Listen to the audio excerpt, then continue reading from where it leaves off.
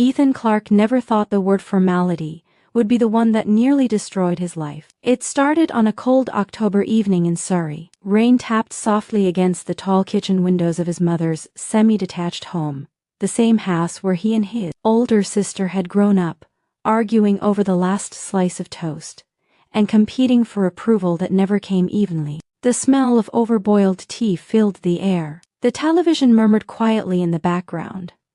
Some property show about £1,000,000 homes neither of them could ever afford. At least, that's what Ethan believed. Until his sister walked in smiling. Her name was Victoria Clarke, polished, composed, always 2 steps ahead of everyone else. She wore ambition like perfume. At 34, she already drove a black Range Rover, wore tailored coats even to family dinners, and spoke about investments and equity like they were her children. Ethan, 29, worked as a secondary school history teacher in Guildford. Modest flat. Modest salary, modest life, or so he thought. Victoria placed a slim leather folder on the kitchen table. "Mum," she said sweetly, "I've done it." Their mother looked up, confused. "Done what, love?" Victoria's smile widened. "I bought the house." Ethan barely glanced up from his tea. "What house?" She turned to him. "The mansion in St. George's Hill." Silence, even the rain seemed to pause. St. George's Hill was not just a neighborhood, it was the neighborhood private estate, gated entrances, footballers, CEOs, 8-figure properties. Ethan laughed. "Right, and I've just bought Buckingham Palace." Victoria didn't laugh. She slid the folder toward him. "Actually," she said calmly, "you bought it." The air changed. Ethan frowned. "What? It's in your name." Their mother blinked. "Victoria, what are you talking about?" Victoria leaned back confidently. "Relax. It's just a formality." Ethan stared at her. "A formality for what?" "For tax structuring. Mortgage approval thresholds. It's complicated, Ethan. You wouldn't understand the financial mechanics. Try me." She sighed, as if explaining basic maths to a child. "I needed a clean financial profile. No existing large asset exposure. No ongoing investment liabilities. Your credit is spotless. Stable job, no debt. You were perfect." The words hit him slowly. "You used my name," he said quietly. "I protected us," she corrected. "Protected us from what?" "From paying nearly £400,000 more in acquisition tax." Mum looked overwhelmed. "Victoria, is this legal?" "Of course it's legal," she snapped, then softened her tone. "Mum, I'm not stupid." Ethan opened the folder. Inside were property documents. Land registry confirmation, mortgage agreement, his name. Ethan James Clarke. Primary title holder. He felt the blood drain from his face. "You forged my signature." Victoria's jaw tightened. "I replicated it." "That's forgery." "It's family." "No," he said sharply, "it's fraud." Mum gasped. "Ethan." Victoria's eyes hardened. "It's a formality. I'm paying everything. Mortgage, bills, council tax. You won't even see the property unless I invite you. On paper it's yours. In reality, it's mine. And if something goes wrong, nothing will go wrong. And if it does..." She didn't answer. Instead, she reached across the table and closed the folder. "Don't ruin this." The phrase lingered in the air like smoke. Ethan stood slowly. "You committed identity fraud." She stood too. "Don't be dramatic. You signed legal mortgage documents in my name. It's handled. It's criminal." Victoria's voice dropped to a whisper. "Don't ruin this." Mum began crying softly. "Please, not tonight." Ethan looked at his mother. Tired, fragile, always caught between them. Then he looked back at Victoria. "For how much?" She hesitated. £6.2 million. The number echoed. Ethan's knees nearly buckled. £6 million. In my name? It's secured against the property. It's fine. If payments stop, they won't. If they do, he said, voice shaking, I lose everything. Victoria's composure flickered for the first time. Why would they stop? He stared at her. What aren't you telling me? She looked away. That was the moment he knew. There was more. 2 weeks later, the letters began arriving, official envelopes.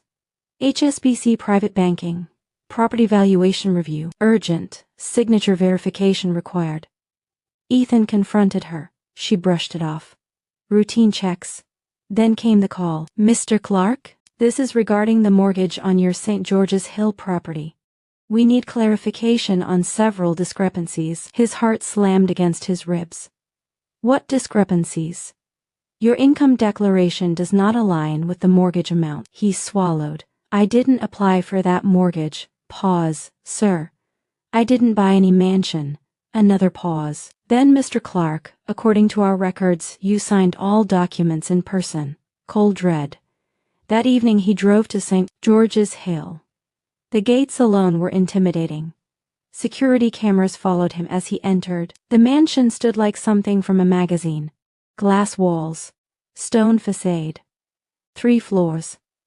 Lights glowing warmly inside. Victoria opened the door before he knocked.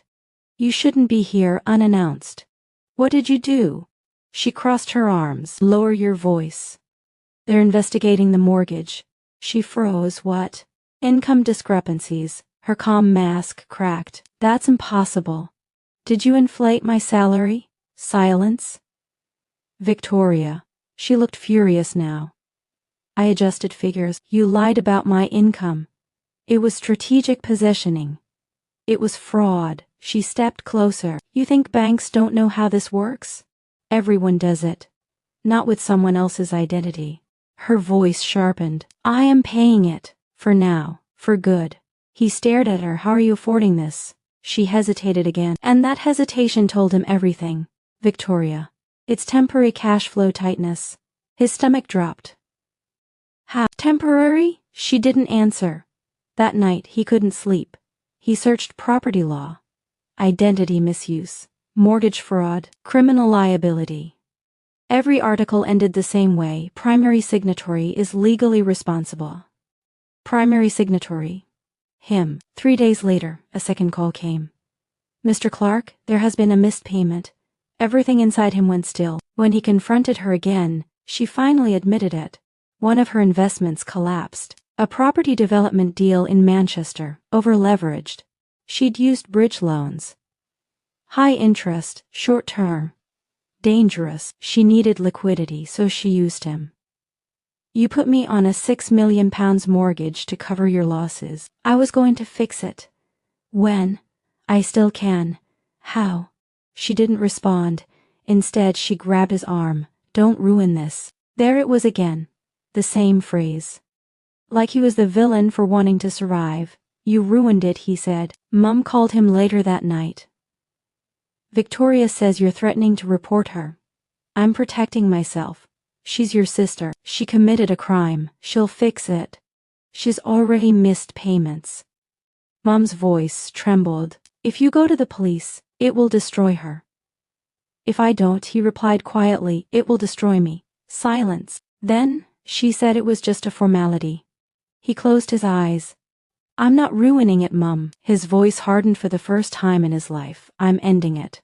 He went to the police station in Guildford the next morning. The building felt colder than the weather outside. He sat across from Detective Sergeant Helen Morris, mid-40s. Sharp eyes. No nonsense. You're telling me your sister purchased a £6 million property using your identity without consent? Yes. And you have documentation? He handed her copies. She scanned them. This is serious. I know. Are you prepared for the consequences? What consequences? Arrest. Fraud charges. Financial crime investigation. Asset seizure. He swallowed. She did this to herself. Morris studied him carefully. You understand she may face prison? The word hit harder than he expected. Prison. Victoria. Behind bars. He hesitated, just for a second. Then he remembered the bank call. The missed payment. The forged signature. Yes, he said quietly. I understand. She nodded. We'll need to execute this carefully. When? Soon. That evening Ethan returned to his mother's house. Victoria was already there.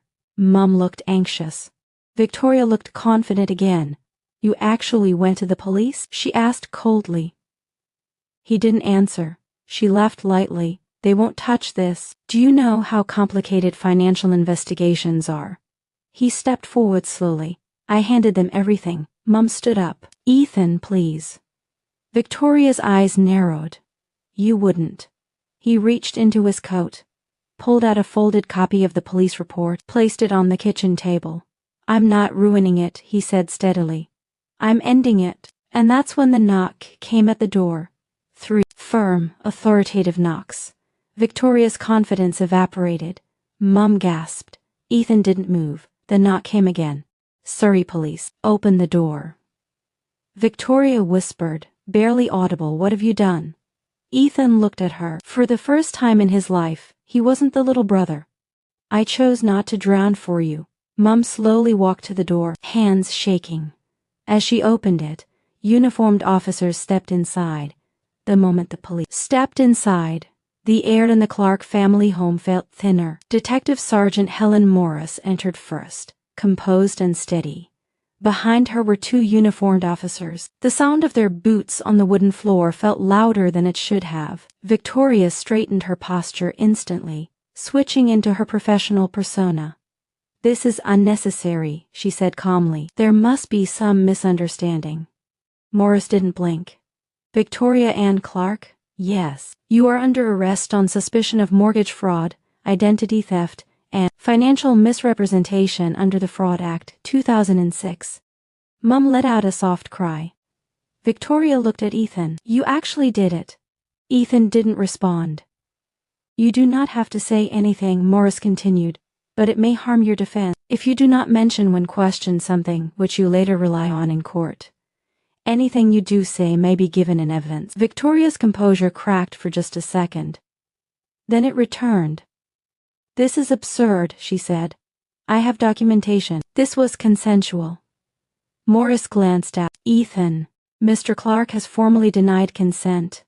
Victoria's jaw tightened. Ethan, tell them. He held her gaze. I never signed anything. The silence between them carried years of resentment. Mum stepped forward weakly. Please. Can't we discuss this? Morris softened her tone. Ma'am, we can't ignore financial crime of this magnitude. One of the officers stepped toward Victoria with handcuffs. Victoria stepped back. You're embarrassing yourselves, she said sharply. Do you have any idea who I work with? Morris replied evenly. Financial status does not place anyone above the law. The cuffs clicked. That sound, metal locking around wrists, echoed far louder than the knock had. Mum began crying openly now. Victoria looked at Ethan again. This isn't over. He didn't reply. As they led her toward the door, she stopped. This will destroy you too, Ethan. Morris guided her forward. Outside, neighbors watched from behind curtains. The flashing blue lights painted the quiet Surrey street in cold color. The Range Rover sat in the driveway like a monument to ambition.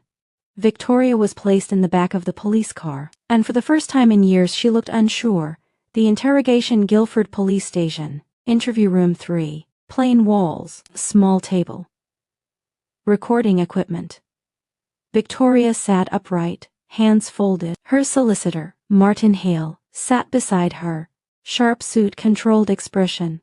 Detective Morris began. For the record, this interview is being recorded. Victoria Clarke, you are suspected of fraud involving the acquisition of property valued at £6.2 million using your brother's identity without his consent. Victoria's voice was calm. My brother was fully aware. Do you have written consent? Yes. Where? With my legal team. Morris slid a document across the table.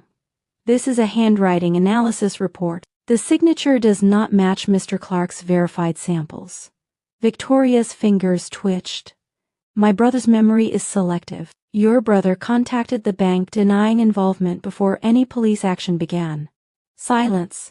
Morris leaned forward. Let's discuss the income declaration. Martin Hale interjected. My client maintains that financial projections were based on anticipated business revenue. Anticipated?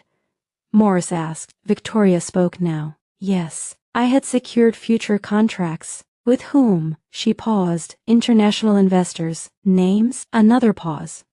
I'm not required to disclose private business partners. You are when those representations form the basis of a £4.8 million mortgage. Victoria's breathing became slightly heavier. Morris opened another folder. Let's discuss the missed payments. Victoria stiffened. One missed payment does not constitute fraud. It does when the mortgage was secured through falsified earnings. Victoria's eyes flashed. I was stabilizing liquidity, using your brother's financial identity. Victoria snapped. It was temporary. The word echoed. Morris didn't flinch. Temporary fraud is still fraud. Victoria looked away. For the first time, silence worked against her. The financial trail. While Victoria sat in custody, the financial crime unit began digging, and what they found was worse than Ethan imagined. 3 shell companies.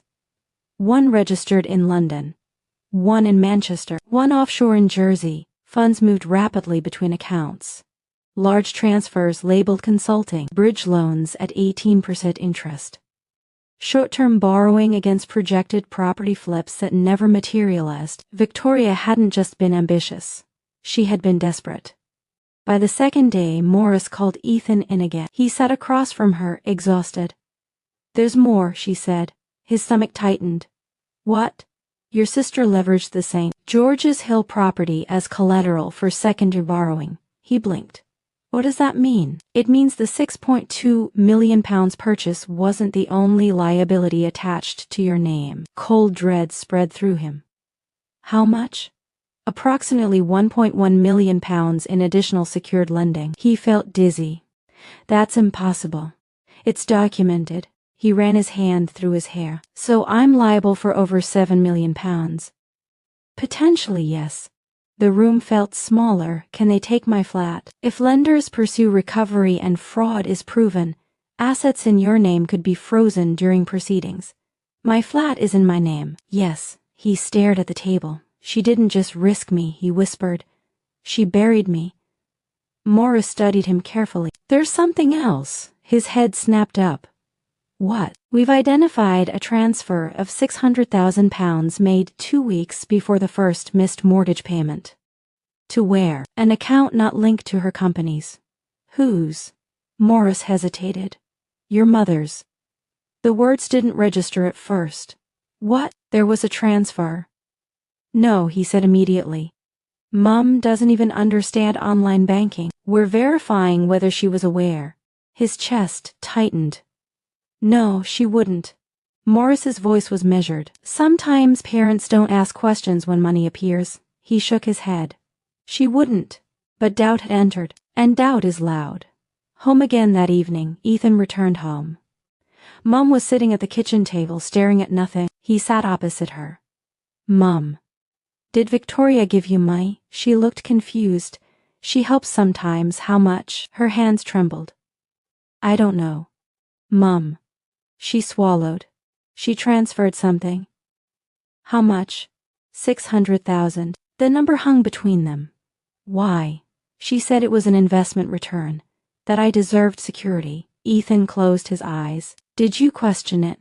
She said it was profit from a property deal. His voice broke slightly. Mum, that money came from a loan secured against my name. Her face drained of color. No. Yes. Tears welled in her eyes. I didn't know. I believe you. Will they take it? I don't know. She began crying again. I never wanted this. Neither did he. Victoria's countermove on the third day in custody. Victoria requested a second interview. She had something to say. Morris entered the room cautiously. Victoria's expression had changed. Less arrogance.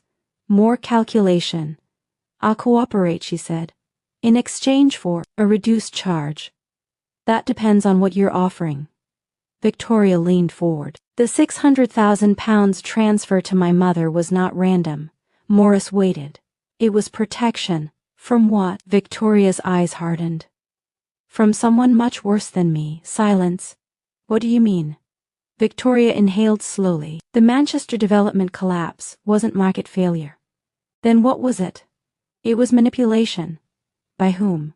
She hesitated. A man named Daniel Mercer. The name meant nothing to Morris. He financed the bridge loans. private lender, aggressive recovery tactics. And, when the project stalled, he demanded immediate repayment. That's standard. No, Victoria whispered. He threatened exposure. Exposure of what? Victoria looked at the recording camera. Everything. Morris leaned closer. Be specific. Victoria's voice dropped. He knew about the mortgage structure. He knew Ethan wasn't involved. The room went still. He found out how. I don't know. And he threatened to report you. Yes. For repayment? Yes. So the £600,000 was an attempt to secure family assets before he froze everything. Morris's eyes narrowed. You were moving money. Yes. From fraudulent loans, yes. To protect your mother. Yes. Morris said. Back. And what about protecting Ethan? Victoria's silence was answer enough. The twist begins that night. Morris received a call. Private number. She answered cautiously. Detective Sergeant Morris. A calm male voice responded. You're investigating Victoria Clarke. Who is this? Be careful how far you dig. The line went dead. Morris stared at the phone. Minutes later, her system flagged something. Daniel Mercer, known to the Financial Conduct Authority. Not convicted, but investigated. Multiple times. Predatory lending, corporate intimidation. Unproven, but whispered about. Suddenly the case wasn't just family fraud. It was something larger. Meanwhile, Ethan sat alone in his flat. Phone in hand. Scrolling through old messages from Victoria. All the time she'd called him little brother. All the time she'd said, trust me. He didn't know what hurt more. The fraud, or the betrayal. His phone buzzed. Unknown number. He hesitated. Answered. And everything changed. A calm male voice spoke. You've caused a problem. His heart stopped. Who is this? You should have handled this privately. Daniel Mercer. Pause. Smart. What do you want? Your sister owes money. She committed fraud. She owes money, the voice repeated calmly. I'm not responsible. You're the name on the paperwork. His pulse raced. She forged it. Prove it in court. Silence. Then, if she goes down, so does everything connected to that property. The line went dead. Ethan stared at the wall. For the first time, he realized this wasn't just about Victoria. It was about power, money, and people who didn't lose. He whispered into the empty room. What have you dragged me into? Ethan Clarke had never felt hunted before, but now. Every passing car outside his flat made him glance toward the window. Every unknown number made his pulse spike. Daniel Mercer wasn't loud. He wasn't emotional. He was calm. And calm men with money were far more dangerous than angry ones. The mansion revisited 2 days after the threatening call. Ethan received another message. This time, it wasn't a call. It was a text. Unknown number, we need to talk. St. George's Hill. Tonight. 8 p.m. alone. He stared at the screen. His first instinct was to ignore it. His second instinct was fear.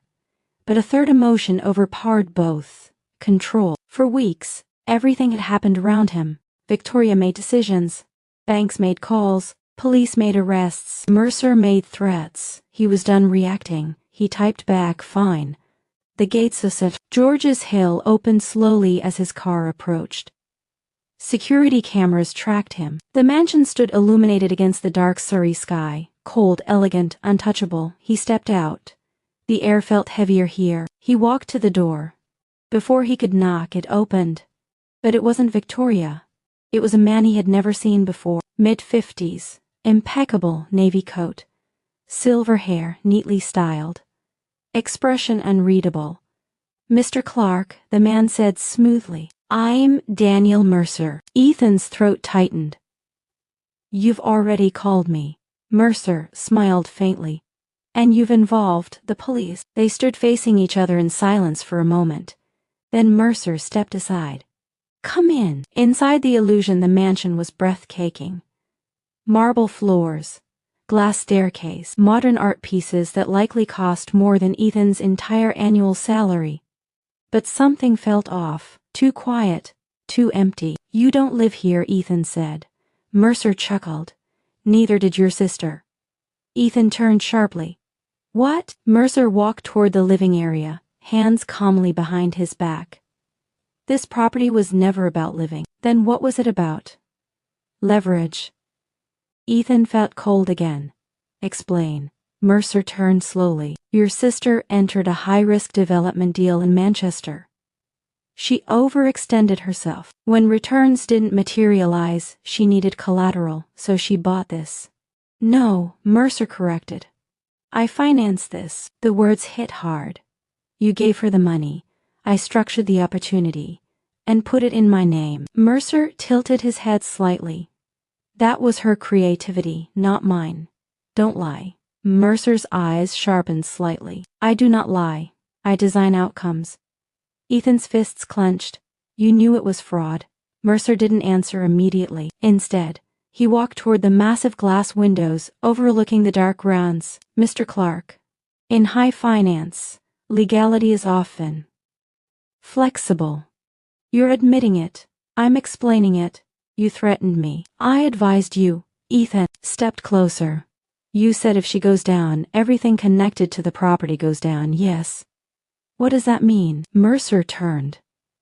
It means banks panic when fraud investigations surface.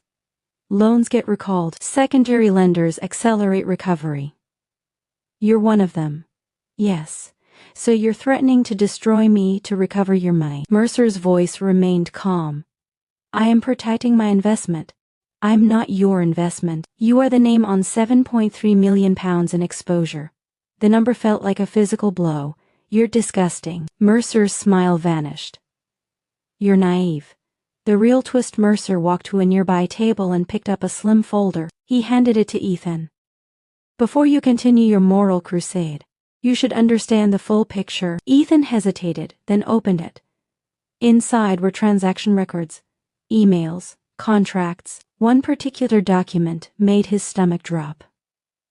It was a profit-sharing agreement between Victoria Clarke and Daniel Mercer. Ethan scanned it. She was giving you 30% of projected resale. Resale? Mercer nodded. This property was never meant to be held long-term. It was meant to be flipped within 18 months at significant appreciation. That's insane. That's property development. And when Manchester collapsed, Mercer's tone hardened slightly. She needed time. So you threatened her. I applied pressure. Ethan looked at him with disgust. You pushed her into this. Mercer's eyes darkened. She walked into it willingly. Silence filled the room. Then Mercer added something that changed everything. There is something else you should know. Ethan braced himself. The title transfer was not the only irregularity. What now? Mercer studied him carefully. Your sister altered more than income statements. Ethan's heartbeat quickened. What did she alter? Mercer's voice lowered. Beneficiary clauses. The room seemed to tilt. Explain. If you had signed willingly, and if something had happened to you. Ethan's blood ran cold. What are you saying? Mercer held his gaze. In the event of your death, ownership would transfer fully to Victoria without dispute. Silence. Heavy. Suffocating. You're lying. I am not. Ethan's hands trembled slightly. She wouldn't. Mercer said nothing, and that silence was louder than any denial. Meanwhile, police discovery at the same time. Detective Morris received alarming updates. Forensic accountants had discovered digital manipulation timestamps. Documents were altered at unusual hours, not from Victoria's office, but from a secondary IP address, registered to a co-working financial suite in London, linked to Mercer Capital Advisory. Morris stared at the screen. Victoria had forged, but someone else had assisted, and perhaps orchestrated. Back at the mansion, Ethan's breathing had changed. She would never harm me. Mercer watched him carefully. People behave differently when millions are collapsing around them. She's my sister. She was desperate. The word echoed again. Desperate. Ethan felt anger surge. You manipulated her. Mercer's calm slipped for the first time. I offered her opportunity. You cornered her. She asked for capital. And you set terms she couldn't survive. Mercer stepped closer now.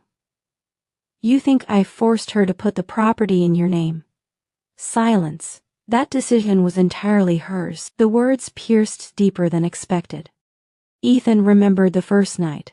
Her confidence, her control, her insistence, don't ruin this. Had she been protecting herself? Or protect him? Or preparing something darker? The warning Mercer walked toward the door. You've involved the police. That complicates matters. Good, for you. No. Ethan stood firm. I'm not backing down. Mercer stopped, then said quietly, you should be careful walking home at night. Ethan's eyes flashed. Is that a threat? It's advice. The front door opened. Cold air rushed in. Good evening, Mr. Clarke. The attack Ethan left the mansion shaken but determined. He drove toward the main road. His thoughts were racing. Beneficiary clause, IP address, Mercer's involvement. Something wasn't aligning. Halfway down the narrow road leading out of the estate, headlights suddenly flooded his rearview mirror. Too fast, too close. The vehicle behind him accelerated. His pulse jumped. Then it rammed him. Hard. His steering wheel jerked violently. His car skidded. Metal scraped. He fought to maintain control. The second hit came stronger. He swerved, barely avoiding the barrier. His heart pounded in his ears. He pressed the accelerator. The car behind stayed on him, aggressive, intentional. This isn't random, he whispered. A sharp bend approached. He braked suddenly. The pursuing vehicle miscalculated slightly. Ethan used the moment to swerve round it and speed toward the security gate. Security cameras. Guards. Visibility. The other car slowed, then stopped. Ethan didn't look back. He drove straight toward the main road, hands shaking violently. Someone had tried to run him off the road. The realization later that night, sitting in his flat, adrenaline still surging, Ethan replayed Mercer's words. If something had happened to you. Beneficiary clause. Ownership transfer upon death. The car attack. His chest tightened. Was this intimidation? Or something worse? His phone buzzed. Detective Morris. Mr. Clarke, where are you? At home. You need to listen carefully. His stomach dropped. What? We've uncovered evidence linking document alterations to Mercer Capital. I just met him. Silence. You what? He admitted financing the property. Why didn't you inform us first? He texted me. Morris exhaled sharply. Did anything happen? He hesitated. Yes. Explain. When he finished describing the car incident, Morris's voice changed completely. That was not an accident. I know. You need to come in tomorrow. First thing. Am I in danger? Pause. Yes. Meanwhile, Victoria in custody. Victoria learned about Ethan's car incident. Her composure shattered. She demanded another meeting. When Morris entered, Victoria looked different. No arrogance. No calculation. Only fear. What did he do? She asked immediately. Who? Daniel. Morris watched her carefully. What do you know? Victoria's voice shook. He told me once. If assets became compromised, collateral risk sometimes needed elimination. The words were barely audible. Morris's eyes hardened. Are you suggesting he would harm your brother?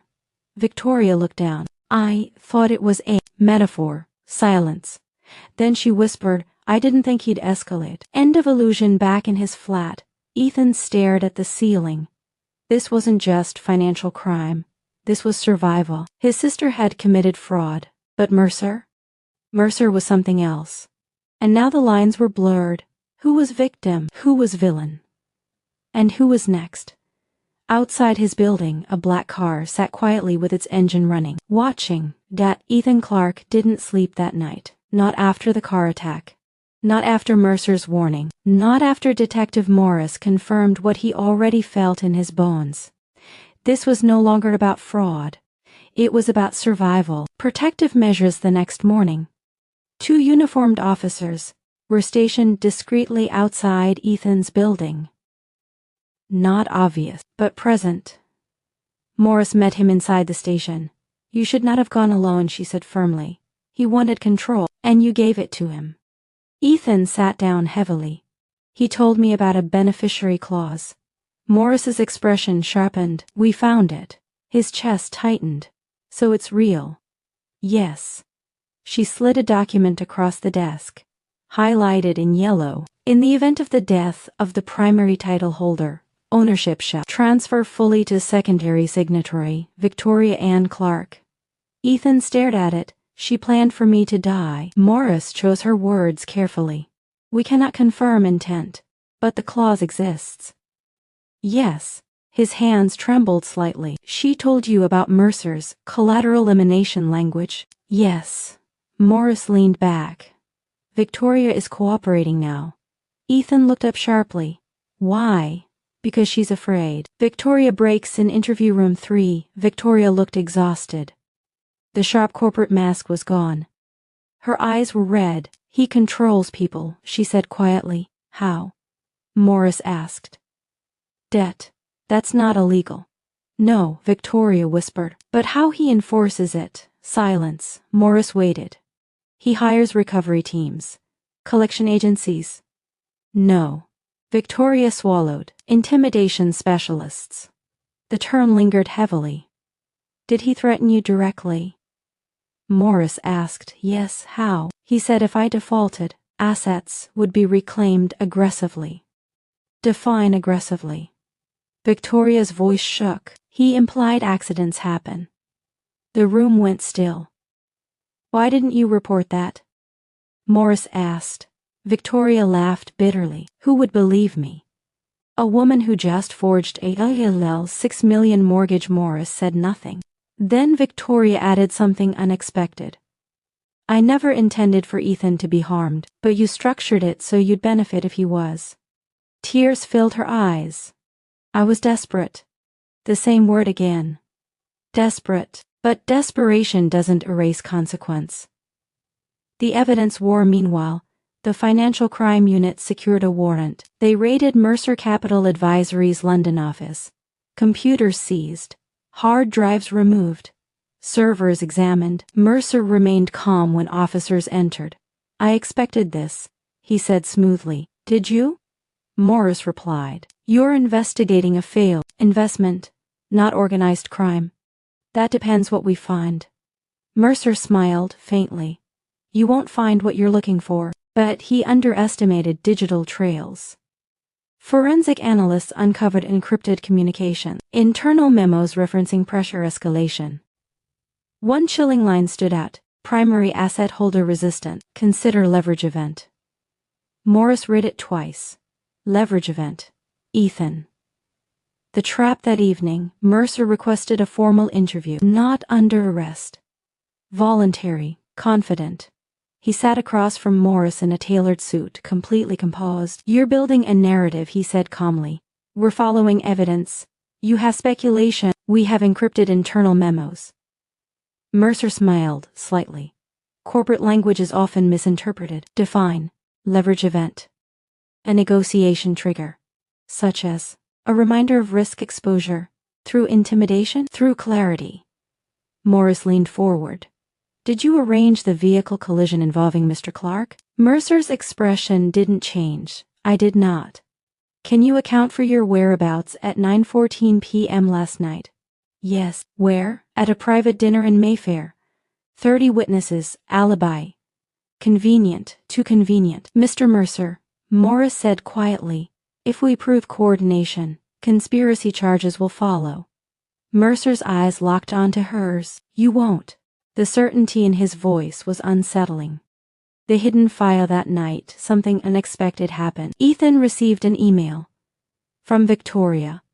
Subject I should have told you attached was a single file. He hesitated before opening it. Inside were screenshots, private messages, between Victoria and Mercer. At first, they looked like business exchanges. Then the tone shifted. Mercer, you are overexposed. Victoria, I need time. Mercer, time increases risk. Victoria, he doesn't know. Mercer, he will. Victoria, I'll handle him. Ethan's breath caught. Handle him. Another message. Mercer, if primary holder becomes obstacle, structural adjustments can be made. Victoria, no. He's family. Mercer, Family is leverage. Ethan's hands shook. This wasn't just implied threat. This was strategic discussion. He immediately forwarded everything to Morris. Minutes later, his phone rang. "This changes everything," Morris said. The realization as investigators reviewed the messages. A new picture formed. Victoria had initiated the fraud, but Mercer had escalated the stakes. He saw opportunity. He saw weakness, and he saw Ethan as collateral. But something else stood out. One final message from Victoria to Mercer. "Victoria, if anything happens to him, I will burn everything. Mercer, careful, you're not fireproof either." The breakpoint the next morning, police moved quickly. A second warrant, this time targeting Mercer personally. Conspiracy to commit fraud. Intimidation. Reckless endangerment. When officers arrived at his Mayfair townhouse, Mercer didn't resist.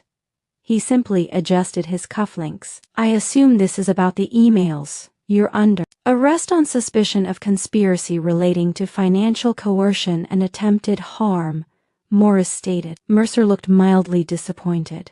"You're overreaching." "Am I?"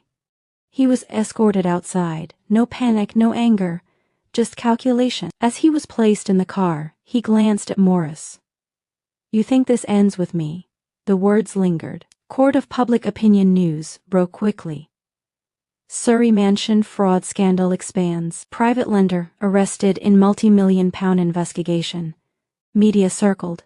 Speculation exploded. Ethan's name remained protected, for now.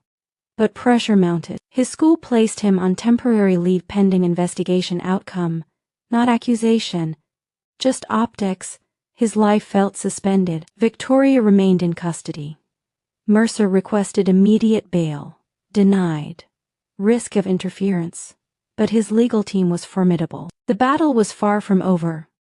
The final twist before the storm 3 days later, forensic analysis revealed something unexpected. The IP address used for final document alterations. It wasn't just Mercer's office. It pinged once, from the Clarke family home, late at night. 2 weeks before the purchase. Morris stared at the timestamp. Cross-referenced security footage from the street. There was only one person home that night, Ethan. Her mind raced. Had he? Impossible, but data doesn't lie easily. She called him in immediately. He sat across from her, confused. "What's wrong?"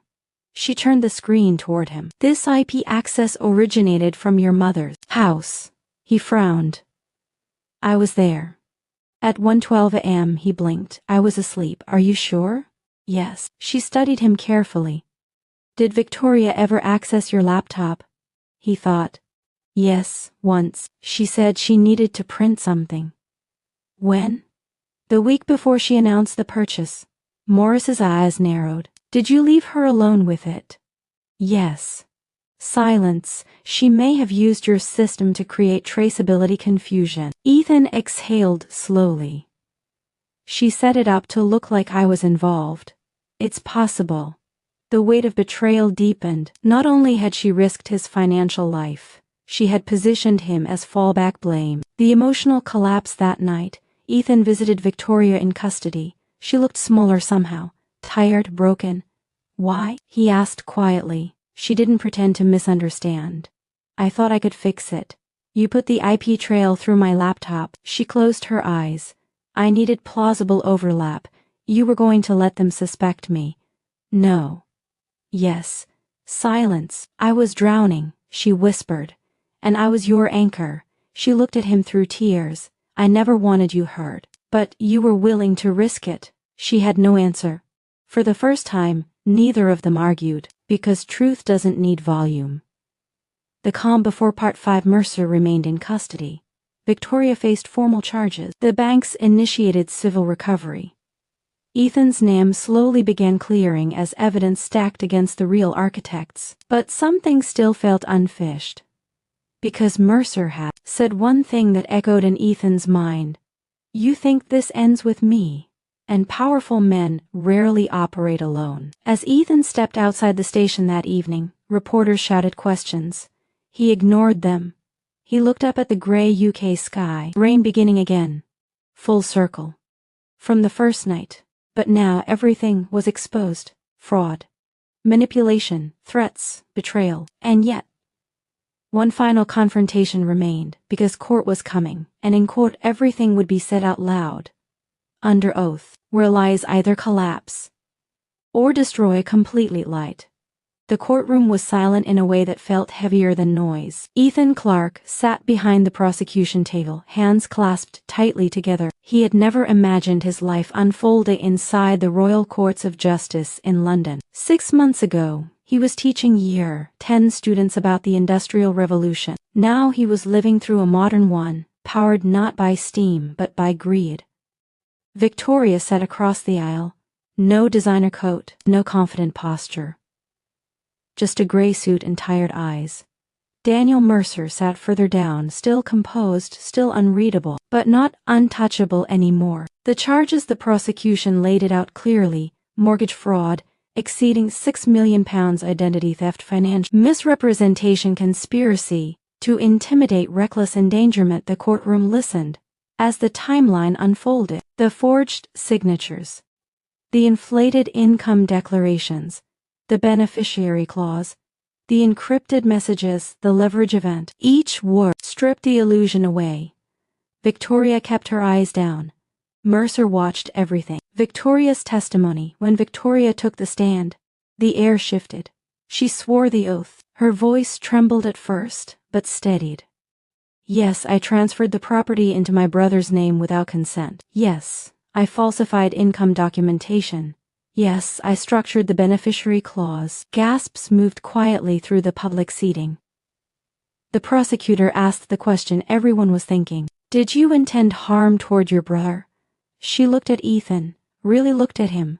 No. Then why create a clause transferring full ownership in the event of his death?